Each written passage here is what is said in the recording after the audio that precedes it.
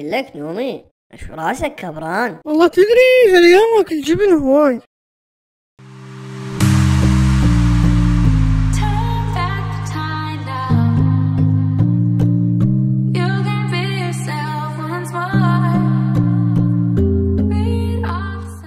معود ايش فيك؟ ايش وصفانك مثل الحمار؟ ها لا هيك ماكو شي. كمل المطرقة مالتك.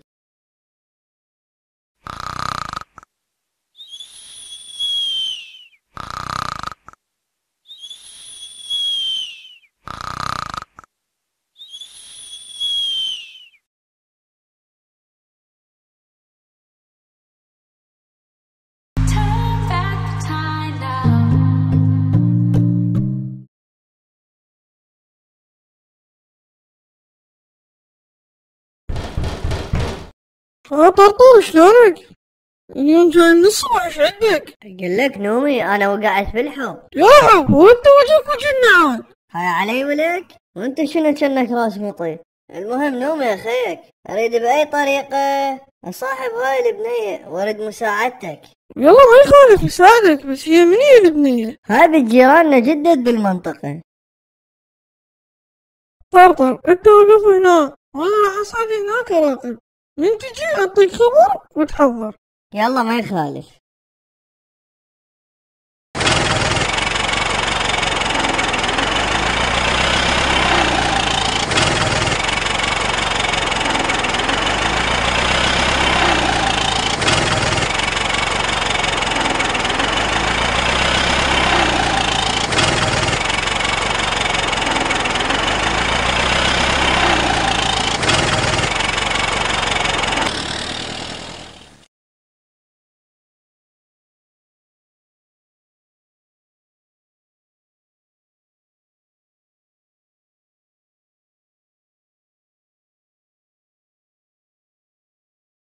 اقول لك نومي، هسه شو نسوي؟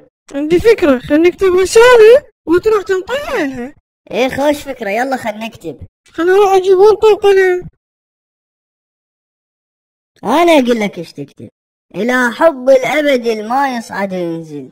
ايش ما تنشب احسن لك. شنو هيك؟ خليها والله انا اكتب لك الرسالة. ما ادري انا، انت اكتب بكيفك.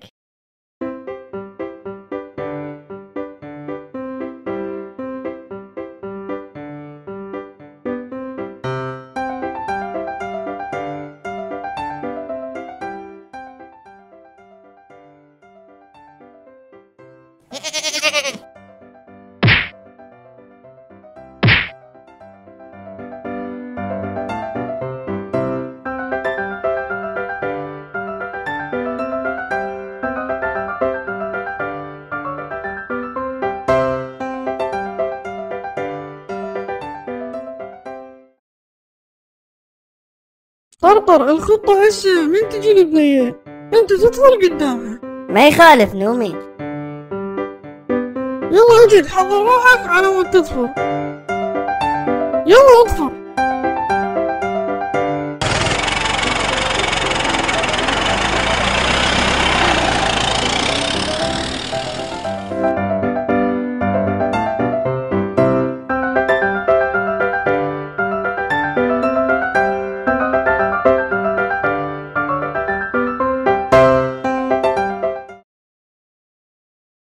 اقول لك نومي، انا طقت روحي واريد فكرة زينة. عندي فكرة، روح صالحها وجه بوجه. هاي اخر محاولة. اي والله خوش فكرة.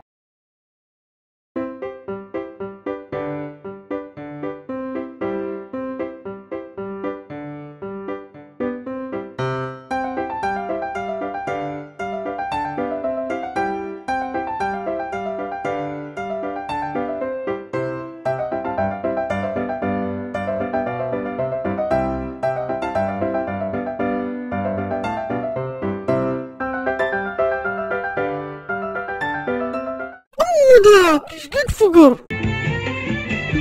علي زقت حمامة، علي زقت حمام، علي زقت حمامة، علي زقت حمام.